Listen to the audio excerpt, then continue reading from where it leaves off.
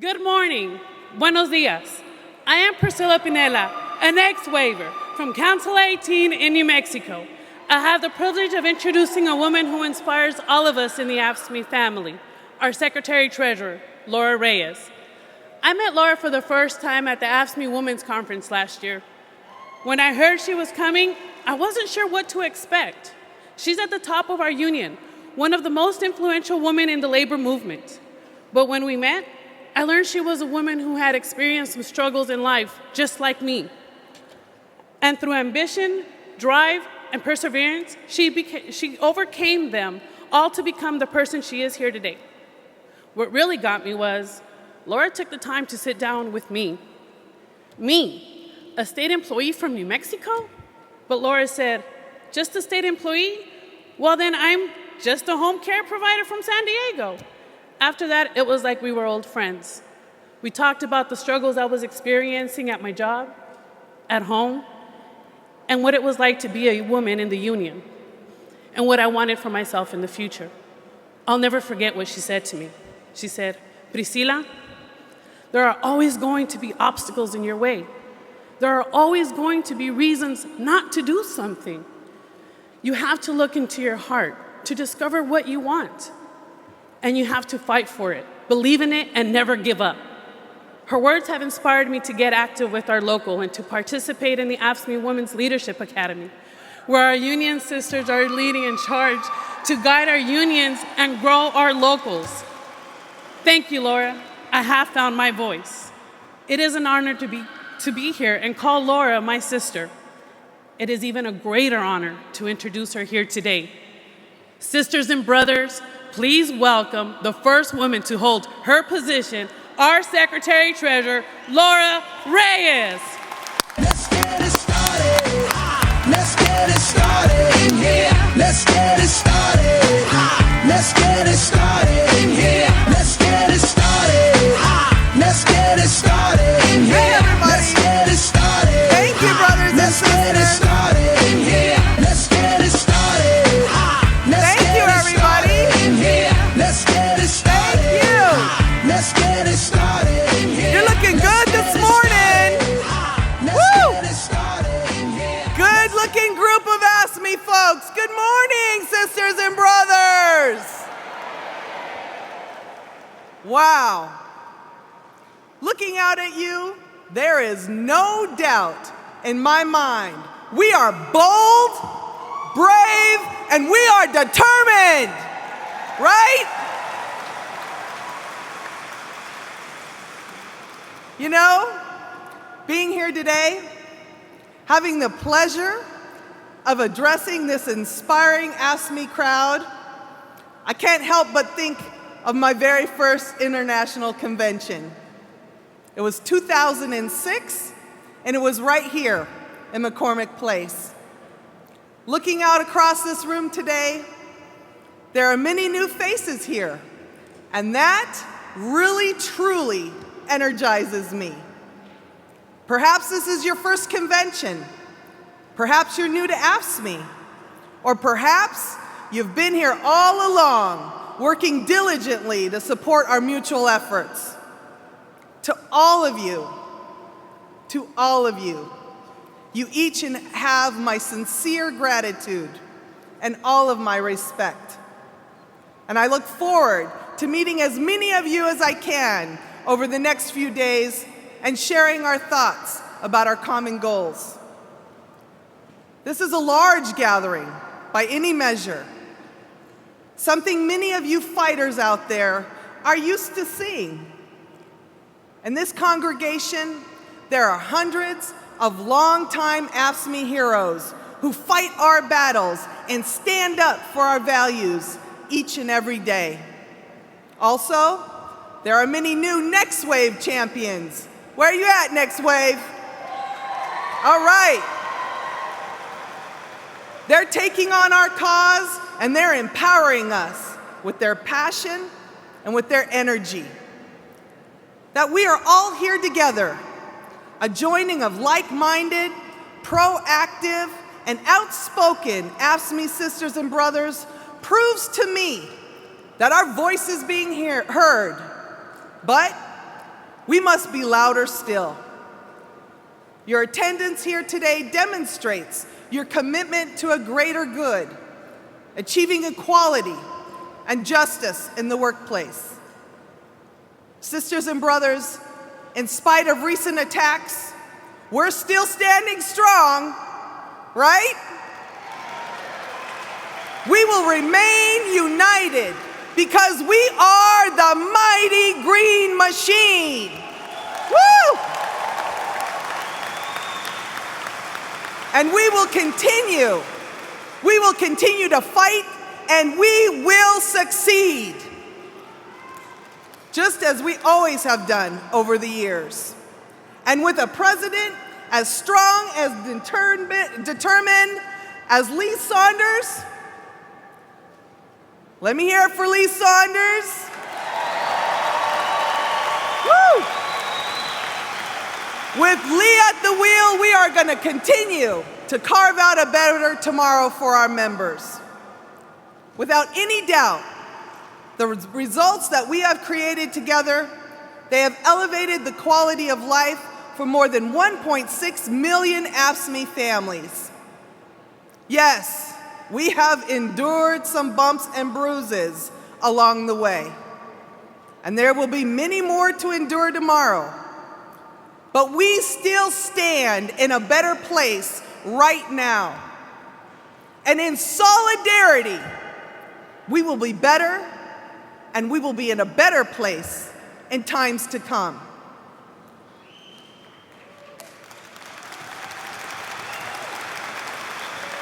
Sisters and brothers, there is no limit to our impact. The countless families of public service workers are not the only beneficiaries of our work.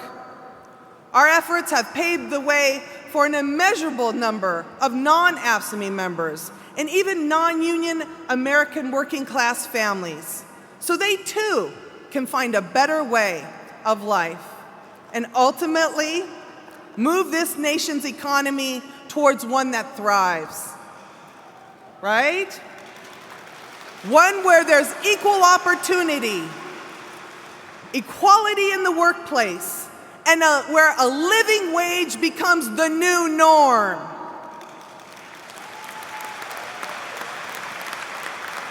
Everyone here today has proven their commitment to ensuring America's workforce receives the benefits and the opportunities that it rightly deserves. Everyone here is vital to our effort because each of you is a rock star, and I am proud, so proud, to be associated with you. So, sisters and brothers,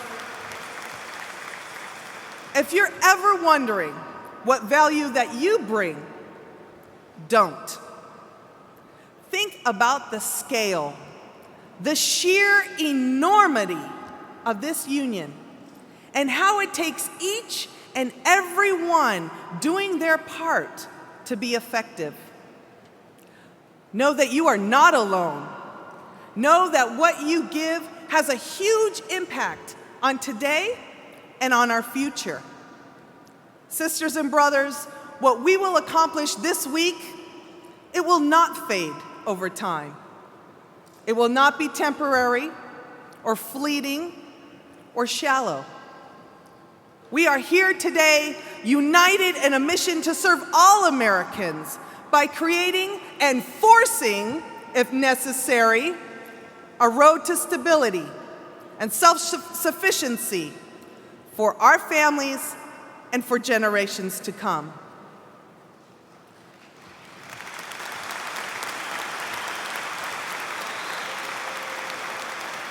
When I began my journey, someone was there to help me and to show me the way. What they did was simply open a door. In other words, they introduced me to AFSCME. And sisters, whoo! Sisters and brothers, it was I that chose to walk through that door, just like each and every one of you has done in your past. We have all made that same choice. And when I did, my life began to change. At the time, I had no idea just how much it would change. What that door led me to was the realization that we all deserve better and that our families should not have to sacrifice anymore. Brothers and sisters, we all must reach out and open that door for others. We must help them and guide them through. We must lead others so they too can lead and they can benefit from employment possibilities unhindered by those who oppose our policies, unlimited by those who oppose our goals of equality, and unrestricted by those who stand in the way for decency for all American workers. As we help them, they in turn empower us, and together, we achieve justice for every working American family across this great nation. Our goals are rooted in decency, and they stand for all Americans in this country, not just the few. When I found my UDW brothers and sisters, woohoo! When I found UDW, I was literally saved. I was at the end of my road. I had no means to support my family or my ailing son. I was alone, and I had no ability to change my situation. My induction was like walking into the light from a very, very dark place. But it was from that moment on to this very day that I have worked hard to pay forward the help that I once received and to convey a message that all of us here know and firmly believe in. Unions make a difference.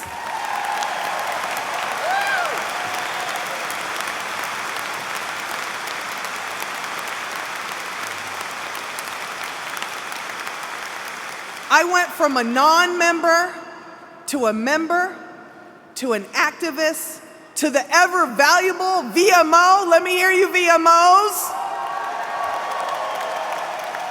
To an organizer, to a leader. Every step I took allowed me to do more. And now that I'm here in front of you today, let me tell you, I am forever in the debt to our union and to each and every one of you sitting here, sisters and brothers. There are families out there, we all know this. There are families out there today that are suffering, just as I once was. These families, they're not few in number. They are many. They are thousands upon thousands of struggling working-class families. They're people no different from you and me. It's an atrocity that we cannot ignore. This is why we must continue to grow our numbers, continue to fight like hell for the working class and for justice for all.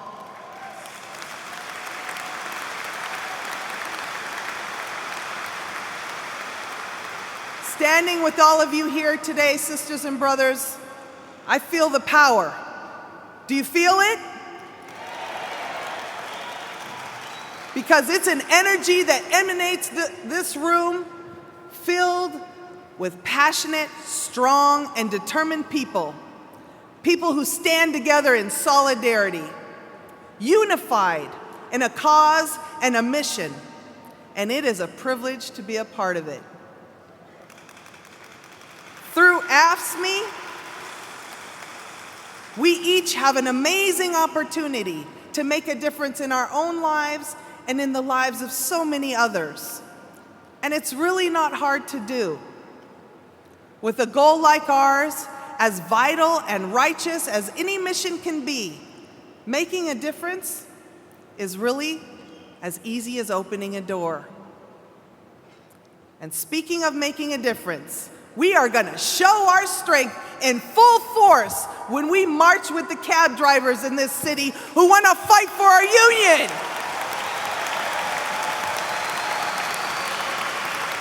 Because once again, we will band together in solidarity and we will make a difference.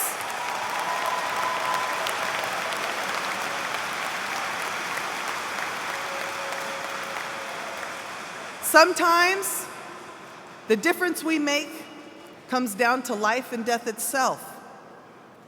AFSCME members include some extraordinary folks, true heroes like our OCSEA brothers that I met in Ohio, snowplow drivers who rescued a motorist trapped in floodwaters and saved his life. Let me hear it for those brothers.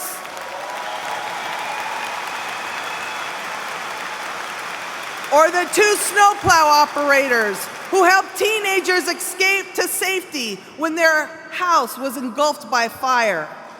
Let me hear it for those brothers.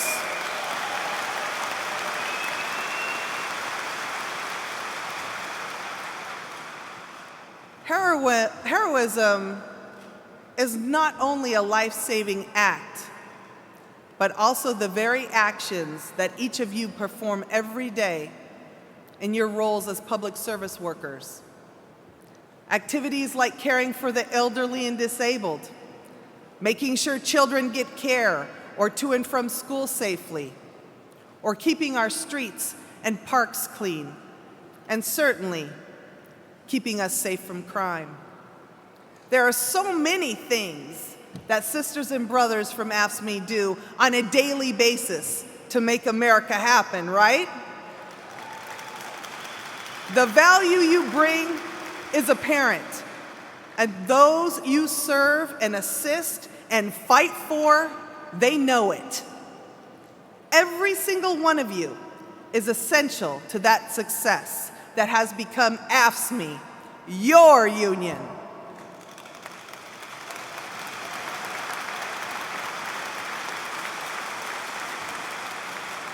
Unfortunately, though, not everyone feels this way about AFSCME and its members.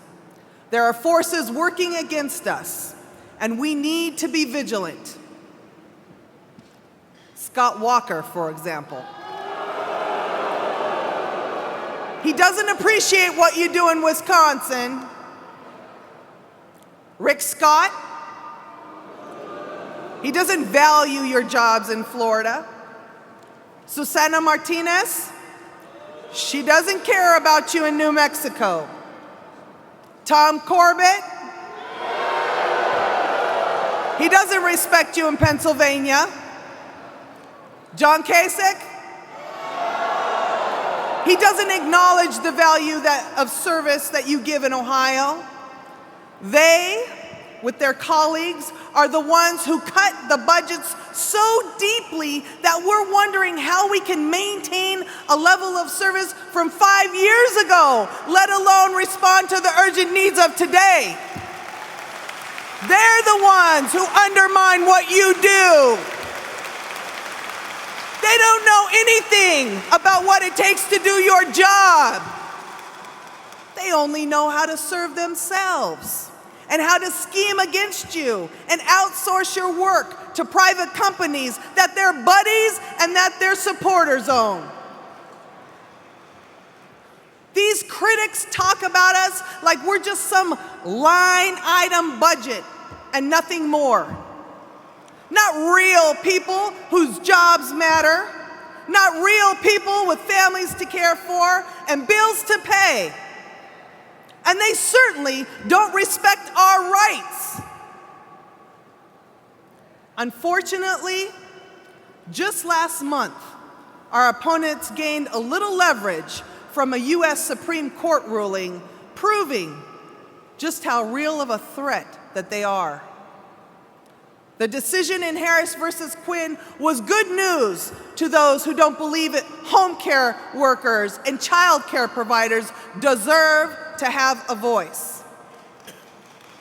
Well, there's some good news there for us as well. Those who opposed us, they're hoping to strip away entirely our collective bargaining rights. They not only want to strip them away here in Illinois, but they want to set into motion a chain reaction that would ultimately affect all public service workers in every state. Well, sisters and brothers, they failed to do that. And we rose to that challenge by organizing more than 92,000 members! 92,000 members! Well beyond the 50,000 stronger that we set back in January.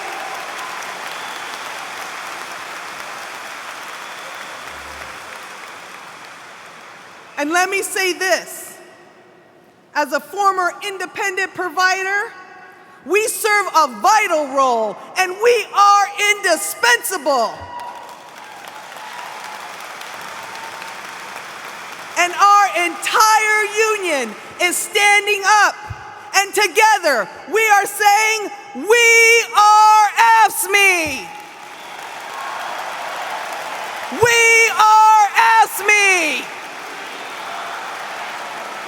We are proud, and we will never stop organizing, and we will not be moved.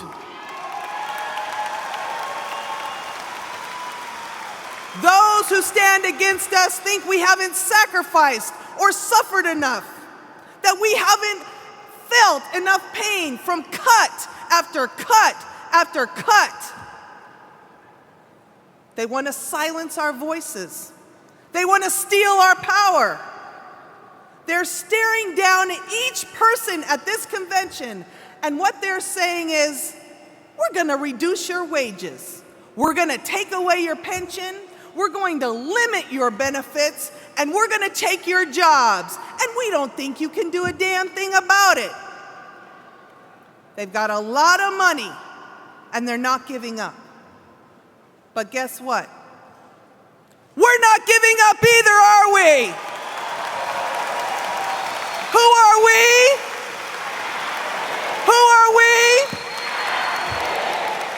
That's why we've created the next wave, so we can cultivate new young members into activists and into leaders, not only for today, but for tomorrow. And that's why we have the Women's Leadership Academy.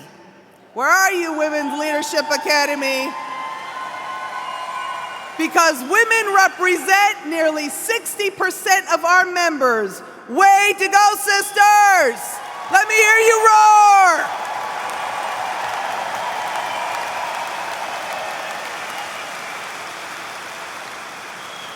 This is why we must work so hard at signing up new members every day. It's why we must continue to work hard and to grow our family. And of course, AFSCME retirees, where are you? They're the role models for us, and we are not giving up. They show us every day what it means to fight and what it means to believe in our union. Our entire union is stronger and more effective when retirees are mobilized as VMOs and as public activists. And through People, our political action program, our collective voice becomes even louder. People is our solution to getting out the vote and electing the right politicians. Politicians like Mary Burke in Wisconsin, and Charlie Crist in Florida. And we're going to hear from both of them later today. Just as important, People is also how we get rid of the politicians who lead the assault on working families. They may think that they are bold, but we're bolder. And they may think that they're brave, but we're braver. And they may be determined, but AFSCME's more determined. Sisters and brothers, I want to leave you with one last thought. 50 years ago, a woman named Fannie Lou Hamer, she made a huge difference. She was an organizer during Freedom Summer, the campaign that drew 700 college students to Mississippi to register African Americans to vote. Mrs. Hamer was a sharecropper, poor and uneducated. She was threatened, jailed, beaten, and forced from her home. All because, as she put it, she wanted the right to vote and to become a first-class citizen.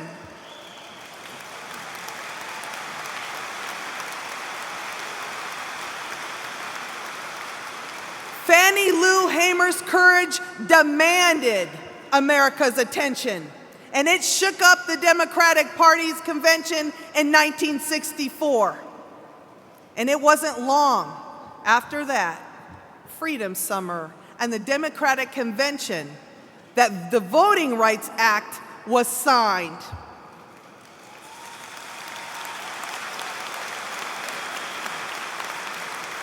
My point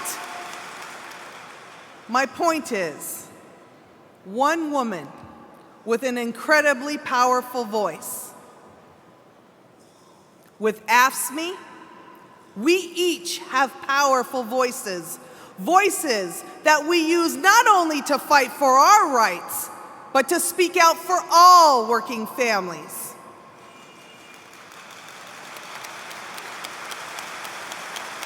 So I want you just to take a moment, and imagine what we're capable of doing together, brothers and sisters, with a collective voice. Because we are a family. We are a team. Who are we? Who are we? Who are we? Thank you. Let's have a great convention.